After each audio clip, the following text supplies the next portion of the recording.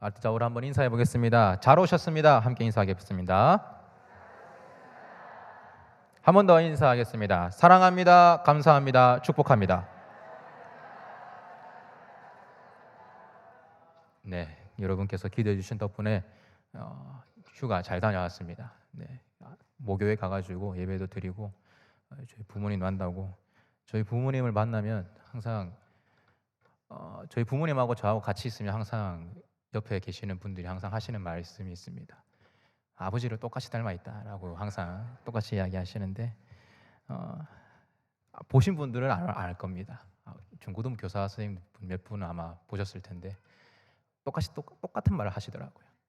아버지랑 간호사님이랑 똑같이 생겼네요 라고 얘기하시는데, 뭐 그렇습니다. 네.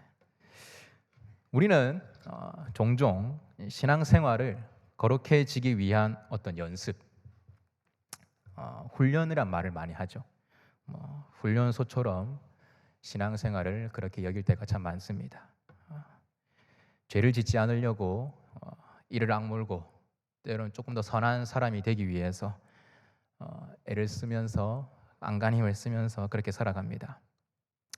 그런데 오늘 본문에서 사도 바울은 에베소서를 통하여서 우리에게 조금은 다른 영적인 원리를 우리에게 제시해주고 있습니다. 오늘 본문인 이 에베소서 4장 후반부부터 이 5장 초반부는 바울이 에베소 교회 성도들에게 주는 구체적인 삶의 지침들입니다.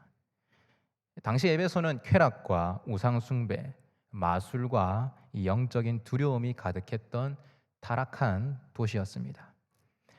바울은 그곳에서 구원받은 이 에베소 성도들에게 먼저 24절에 이렇게 이야기를 합니다. 하나님을 따라 의와 진리의 거룩함으로 지으심을 받은 무엇을 입으라? 새 사람을 입으라. 하나님을 따라 새 사람을 입으라. 다르게 말하면 하나님을 닮아라 라고 권면하고 있습니다.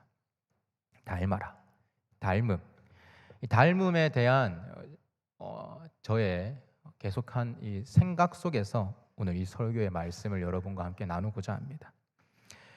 바울은 하나님을 닮아라 라는 이 24절의 말씀을 통하여서 구체적인 5가지의 삶의 영역들을 오늘 에베소 성도들 향해서 터치하고 있습니다. 본문의 말씀을 한 절씩 살펴보면서 우리가 함께 보도록 하겠습니다. 첫째는 분노의 문제입니다. 26절에서 27절에 이렇게 기록하고 있습니다. 분을 내어도 죄를 짓지 말며 해가 지도록 분을 품지 말고 마귀에게 틈을 주지 말라. 바울은 우리가 분노의 감정 자체를 느끼는 것을 정죄하지는 않습니다. 분노를 느끼는 것이 이상하지 않다라는 것이죠. 때로는 불의를 향한 거룩한 분노가 우리에게 필요할 때도 있습니다. 그런데 바울은 명확하게 선을 긋습니다. 뭐라고 이야기합니까? 분을 품되 언제까지 품지 말라? 해가 지도록 분을 품지 말라. 왜 그렇습니까? 화가 난 채로 밤을 지새우면은 그 분노는 우리 내면에 쓴 뿌리가 되고 적대감으로 썩어가기 때문입니다. 그리고 27절의 말씀처럼 결국 그것이 뭐라고 이야기하고 있습니까? 마귀에게 틈을 주게 되기 때문입니다. 여기서 이 헬라어 이 틈이라는 이 단어는 군사적인 용어로서 상륙의 어떤 거점, 교두보를 뜻합니다. 마귀가 무시무시한 뿔을 달고 외부에서 쳐들어오는 것이 아니라 성도들의 이 상한 감정과 해결되지 않은 이 억압된 이 분노라는 이 내면의 틈을 타고 들어온다라는 것을 이야기하고 있는 것입니다. 그 틈을 통해서 관계를 파괴하고 우리 영혼을 병들게 한다라는 것이죠. 그래서 분노를 오래 품지 말라라고 바울이 권면하고 있는 것입니다. 이렇게 놓고 보면은 바울이 말하는 게 단순하게 감정 조절하라는 것이 아니라는 것을 우리는 알게 됩니다. 무엇입니까? 하나님을 닮아가는 새 사람은 분노를 해가 지기 전에 내려놓음으로써 내 영혼과 공동체를 지키는 치열한 영적 전투를 치르는 자라고 할 수 있는 것입니다. 하나님을 닮아가는 사람은 분노를 해가 지기 전에 내려놓고 내 영혼과 공동체를 지키는 치열한 영적 전투를 치르는 자가 하나님을 닮아가는 사람. 두 번째는 경제적인 노동의 문제입니다. 28절 말씀 함께 한번 읽어보겠습니다. 28절입니다. 도둑질하는 자는 다시 도둑질하지 말고 돌이켜 가난한 자에게 구제할 수 있도록 자기 손으로 수고하여 선한 일을 하라. 아멘. 바울이 이 도둑질에 대해서 이야기하는 이유가 있습니다. 당시 이 에베소 교회 안에는 이전에 남의 것을 훔치거나 불법으로 연명하던 자들도 함께 있었기 때문입니다. 그런 자들이 있었기 때문에 바울은 그들에게 도둑질을 먼저 당장 멈추라라고 명령하고 있는 것입니다. 그러나 여기서 끝나지 않죠. 그리스도인들의 성화, 예수 믿는 사람들이 거룩하게 됨, 새 사람으로 나아가는 이 삶은 그저 나쁜 짓을 안 하는 그 무의 상태가 아닙니다. 남의 것을 빼앗던 우리의 그 악한 손이, 이기적인 손이 이제는 뭐 해야 됩니까?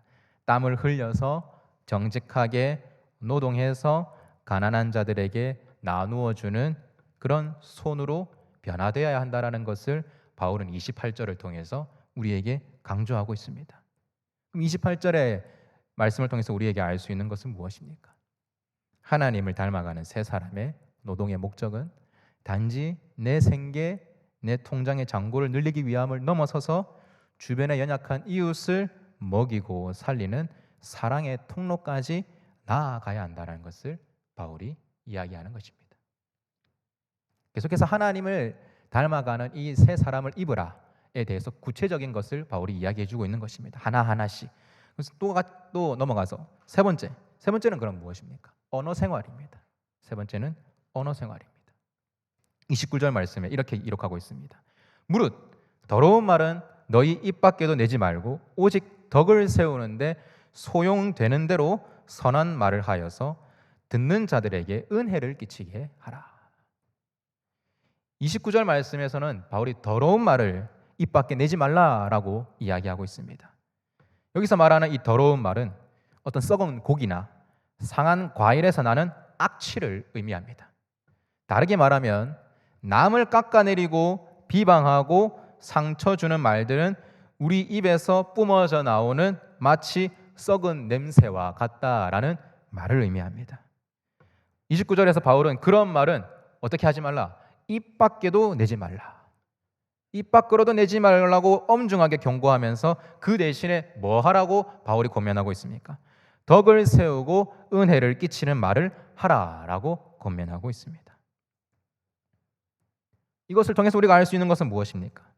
하나님을 닮아가는 새 사람은 내 감정을 배설하기 위해 나오는 대로 쏟아내는 말이 아니라 듣는 사람의 영혼을 살리고 치유하는 생명의 말, 은혜를 끼치는 말을 해야 한다라는 것을 말하는 것입니다. 그것이 하나님을 닮아가는 사람의 언어라는 것입니다. 그럼 네 번째는 뭘 이야기하고 있습니까? 네 번째는 성령님과의 인격적인 관계를 이야기하고 있습니다. 하나님을 닮아가는 사람은 성령님과 이런 관계를 맺어야 한다. 에베소서 4장 오늘 본문 말씀 30절 말씀 함께 한번 읽어보겠습니다. 30절입니다. 하나님의 성령을 근심하게 하지 말라. 그 안에서 너희가 구원의 날까지 인치심을 받았느니라. 아멘. 우리가 분노를 고집하고 이기적으로 살고 더러운 말을 내뱉을 때에 가장 고통받으시고 근심하시는 분이 계십니다. 바로 누구십니까? 바로 우리 안에 내주하시는 성령님이십니다. 성령님은 단순한 어떤 에너지, 힘이 아닙니다. 성령님은 우리를 너무나 사랑하시는 인격적인 하나님이십니다. 사랑하기 때문에 뭐 하시는 걸까요? 근심하시는 것입니다. 사랑하지 않으면 근심하지도 않습니다. 관심 없잖아요. 우리의 연약하고 죄악된 모습을 보시면서 성령님은 우리를 향해서 어떤 정죄의 칼을 빼어드는 대신에 마치 엇나가는 자식을 보면서 가슴을 치는 부모처럼 깊이 슬퍼하시고 탄식한다라는 말씀입니다. 그러니까 우리는 심판받을 것이 두려워서 죄를 짓지 않는 자들이 아니라는 말이죠. 바울이 말하는 것은 무엇입니까? 너희는 마지막 날까지 구원이 보장된 인치심을 받은 소중한 하나님의 자녀들이다. 나를 끝까지 책임지시고 내 안에 거하시는 그 고마우신 성령님을 너희의 죄로 인해서 근심하시게 해서야 되겠느냐라는 바울의 말입니다. 다르게 말하면 하나님을 닮아가는 새 사람은 나를 지울 수 없는 소유로 삼아주시고 끝까지 나를 포기하지 않으시는 그 성령님의 사랑의 얼굴에 눈물을 흘리시게 할 수 없어서 너는 죄를 멀리해야 한다. 그렇게 죄를 멀리하는 자들이 하나님을 닮아가는 사람들이라는 말입니다. 마지막 5번째, 내면의 정결과 십자가의 용서입니다. 31절부터 32절 말씀 우리 함께 한번 읽어보겠습니다. 시작. 너희는 모든 악독과 노함과 분냄과 떠드는 것과 비방하는 것을 모든 악의와 함께 버리고 서로 친절하게 하며 불쌍히 여기며 서로 용서하기를 하나님이 그리스도 안에서 너희를 용서하신과 같이 하라. 아멘. 바울은 우리의 관계를 이 갈기갈기 찢어놓는 분노와 비방과 악의를 내다버리라 라고 이야기하고 있습니다. 그리고 그 내다버린 그 빈자리 가운데에 뭘 채워넣으라고 이야기하십니까?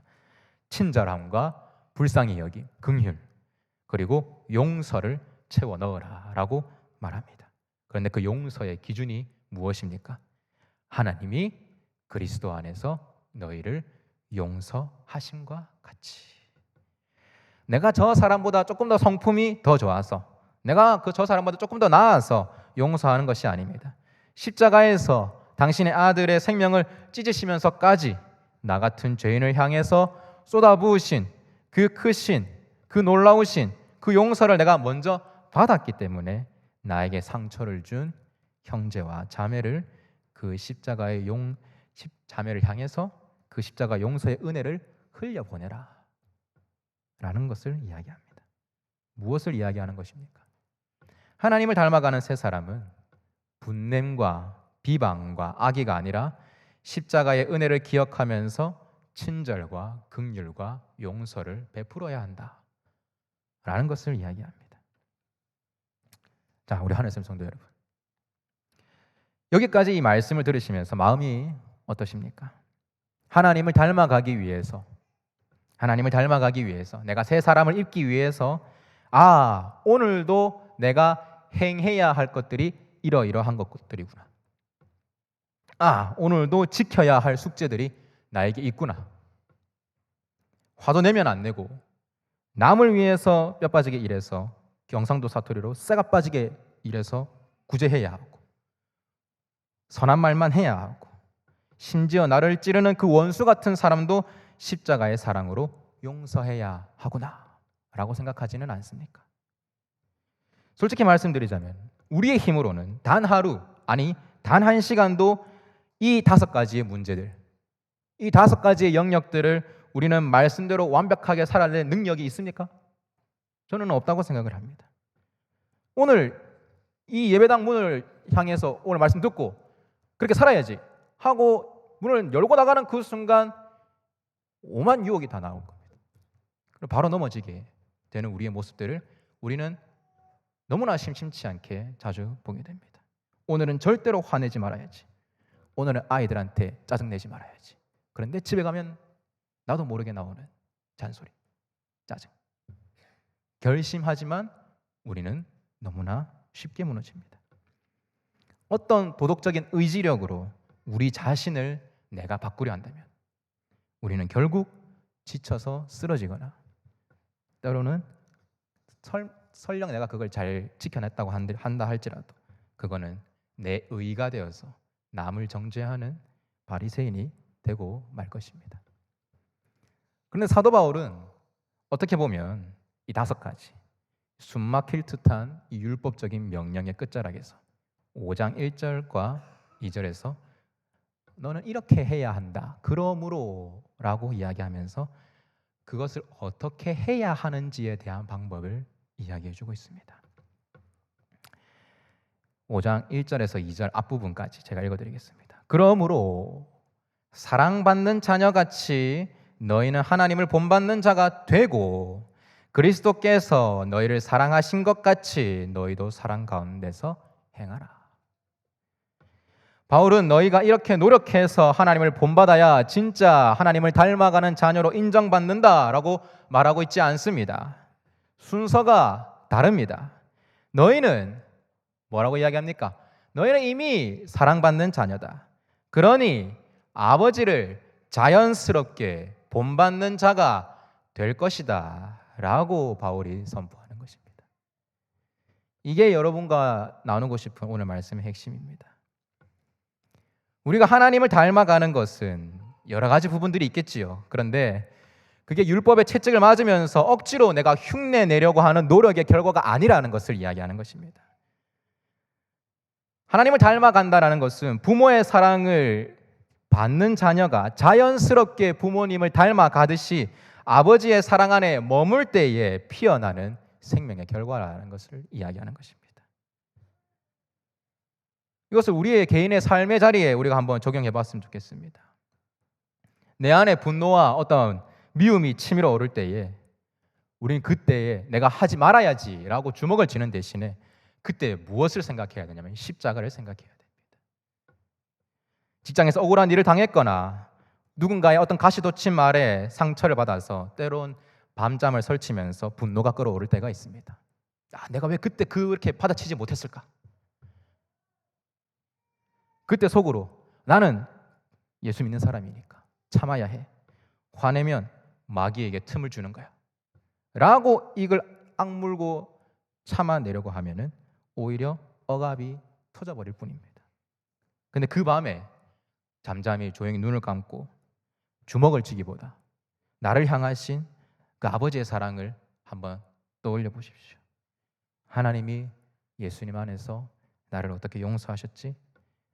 내 안에 이 더러운 죄악과 수없는 의심에도 불구하고 하나님은 나를 벌하시기는커녕 예수님의 피로 나를 덮어주셨지. 그러면 자연스럽게 우리는 낮아지게 됩니다. 나를 사랑받는 자녀로 바라보시는 그 하나님의 따뜻한 시선과 마주칠 때에 억지로 내 안에서 참아내려고 했던 그 분노가 눈 녹듯이 사라지는 기적을 우리는 경험하게 될 것입니다. 자연스럽게 나는 낮아지고 십자가의 은혜가 잠잠하게 내 안으로 들어오는 것을 경험하게 될 것입니다. 십자가의 사랑이 내 마음에 들어오면은 굳어져 있던 나의 마음은 부드러워지고 용서할 수 없었던 사람을 향해서 긍휼의 마음이 싹트기 시작합니다. 그래, 저 사람도 라고 하면서 내가 뭐라고? 여러분, 이게 노력해서입니까? 아닙니다. 노력해서가 아니라 이미 사랑을 받았기 때문에 용서가 틈을 내고 흘러나오는 것입니다. 둘째입니다. 세상의 이기심과 어떤 탐욕의 항복판에서 나의 정체성을 우리는 기억을 해야 됩니다. 세상은 우리 남의 것을 밟고 올라서야 내가 살 수 있다라고 살아가는 그런 경쟁의 사회를 살아갑니다. 내 이익을 위해서 타인을 속이고 가혹한 말을 내뱉는 것이 당연한 세상입니다. 그럴 때마다 우리는 기억해야 합니다. 나는 하나님의 사랑을 받는 존귀한 자녀이다. 내 존재가 이미 아버지의 무한한 사랑과 하나님의 그 자원으로 꽉 채워져 있다는 그 사실, 그 정체성을 우리가 기억할 때에 우리는 비로소 움켜쥐던 손을 펴서 남을 도울 수가 있습니다. 나를 증명하기 위해서 타인을 깎아내리던 그 말들을 버려버리고 넉넉해집니다. 하나님이 계시는데, 나를 채우신 하나님이 계시는데 조금 더 여유로워집니다. 여유 있는 마음으로 오히려 다른 사람을 세워줍니다. 하나님이 하실 건데. 내 아버지가 부요하신 아버지이기 때문에 어려운 세상 가운데 생명을 나누어 주는 자로 살아가게 되는 것입니다. 예전에 한 중학생 남자아이가 있었습니다. 이 당시 이 친구는 휴대폰이 없어서 집 전화로 친구들과 약속도 잡고 그랬습니다. 한날은 이 학생이 친구와 약속을 잡고 전화를 끊었습니다. 그런데 다시 그 친구로부터 집으로 전화가 걸려온 것입니다. 그런데 이제 집 전화니까 이게 누구로부터 온 건지 이제 모르지 않겠습니까? 그렇죠? 그래서 그 집에 있던 아버지가 먼저 전화를 받았습니다. 근데 아버지가 여보세요 라고 하니까 이 친구는 그 목소리가 그 학생인 줄 알고 자기 할 말을 막 이제 내뱉는 겁니다. 그래서 이 아버지가 이야기를 했습니다. 네, 누구누구 아버지인데 내가 바꿔줄게. 그런데 이 전화를 건 이 친구가 이 말을 믿지를 않습니다. 에이, 뭔 소리고, 장난치지 마라 라고 이야기를 했죠. 그래서 그 아버지도 다시 이 친구에게 이야기를 했습니다. 내가 누구누구 아버지 맞고 바꿔줄게 라고 이야기를 했습니다. 그럼 이쯤 되면은 전화를 건 친구도 이제 알아들어야 하는데 이 친구가 끝까지 안 믿었습니다. 끝끝내 이 아버지가 조금 열이 받아서 한 소리를 하셨습니다. 야, 이 자식아! 하셨습니다. 그런데 수화기 너머로 온 말이 뭔지 아십니까? 뭐 이 자식아? 누구 이야기냐? 저와 제 아버지 이야기입니다. 네, 제 중학교 2학년 때 있었던 일입니다. 저는 아버지 목소리를 참 많이 닮아 있습니다. 말투도 그렇고요. 그래서 전에 있던 교회가 저희 모교였는데 그 교회에서 제가 강단에서 설교를 하면은 모든 성도들이 하나같이 한 소리를 하셨습니다. 설교를 하면 마치 장로님이 설교하시는 것처럼 들린다라고 할 정도로 목소리나 말투가 많이 닮아 있습니다. 제 동생도 있는데 셋 다 목소리가 비슷합니다. 그래서 전화를 하면 서로 헷갈립니다. 동생인 줄 알고 왜 이렇게 하니까 내다 이렇게 얘기하셔가지고 아버지군요 이러면서 그럴 때도 있습니다. 혹시 길을 가다가 뒷모습만 보고도 저 사람 누구 집 아들이구나, 누구 집 딸이구나 하고 알아채신 적이 있습니까? 혹은 오랜만에 만난 친척들로부터 내가 웃을 때 딱 네 아버지 얼굴이 보이더라, 말하는 투가 네 어머니랑 똑같네 라는 말을 들어보신 적이 있을 수도 있고 하신 적이 있을 것입니다. 그럴 때 우리는 어떤 반응을 합니까? 속으로 내가 지난 한 달 동안 아버지의 말투를 똑같이 따라하기 위해서 매일 밤 거울을 보면서 피나는 연습을 했지, 드디어 결실을 보는구나 라고 생각하는 사람은 아무도 없습니다. 자녀가 부모를 닮는 것은 어떤 연습의 결과가 아닙니다. 억지로 학원에 다녀서 배우는 것도 아닙니다. 그저 부모와 자녀라는 생명의 끈으로 묶여 있기 때문에 함께 밥을 먹고 함께 웃고 부모의 사랑의 눈을 받으면서 한 공간 안에서 그렇게 계속해서 시간을 지내다 보니 자연스럽게 스며들어서 닮아가는 것입니다. 제가 아버지의 목소리를 닮고 싶어서 닮았겠습니까? 아버지 아들이니까 닮았겠죠. 아버지의 말투를 제가 닮고 싶어서 닮았겠습니까? 아니죠. 늘 같은 공간에 있으면서 아버지 목소리 듣고 그 목소리 어릴 때부터 습관적으로 스며들었기 때문에 그렇게 가는 것이죠. 사랑해서 닮는 것도 있겠지만은 미워하면서도 닮는 게 부모와 자녀입니다. 왜 그렇습니까? 같이 있기 때문에, 함께 있기 때문에. 부부도 그렇지 않습니까? 우리의 신앙생활도 이와 같습니다. 같이 있는 것이 중요합니다. 누구와? 하나님과. 하나님 아버지와. 하나님 계신 곳에 같이 있다 보면 어느 순간 나도 모르는 사이에 자연스럽게 오늘 말씀의 제목처럼 아빠를 닮아 있네 라는 상황이 펼쳐지게 되는 것입니다. 말씀을 맺겠습니다. 사랑하는 성도 여러분, 신앙생활은 나 자신을 깎고 다듬어서 신에게 바치는, 하나님께 바치는 어떤 고행이 아닙니다. 신앙생활은 나를 위해 독생자 예수 그리스도까지 아낌없이 내어주신 그 아버지의 그 크신 사랑을 묵상하고 누리고 그 품에 안기는 것인 줄 믿습니다. 계속해서 요즘 이제 목자 모임이 없으니까 간증문이 주보에 계속 실리고 있습니다. 수련회 때 아이들이 은혜 받고 기도할 때 입이 열리고 평소에는 눈물 흘리지도 않는 인간들이 수련회 가서는 눈물을 흘릴 수 있는 이유는 무엇입니까? 왜 그렇습니까? 2박 3일 동안 하나님하고 같이 있으니까, 2박 3일 동안 말씀 가운데 쭉 있으니까 그런 겁니다. 말씀을 통해서 하나님이 어떤 분인지 알아가니까, 기도하면서 하나님과 이야기하니까. 평소에는 그러면 왜 안 그렇습니까? 안 하니까.